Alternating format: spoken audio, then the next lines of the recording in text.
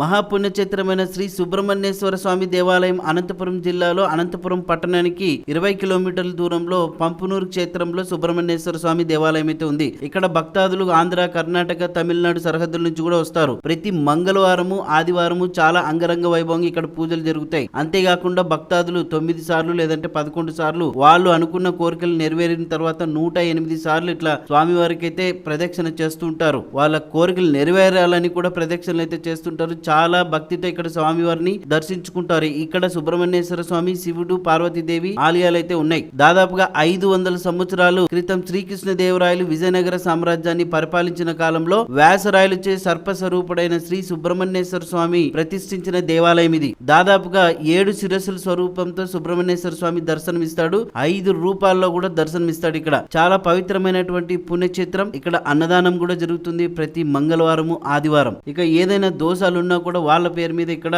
యాగాలు కూడా చేపిస్తా ఉంటారు. మరి ఫుల్ వీడియో కోసం అయితే మన ఛానల్ ని ఖచ్చితంగా సబ్స్క్రైబ్ చేసుకోండి, షేర్ చేయండి, లైక్ చేయండి. Thank you.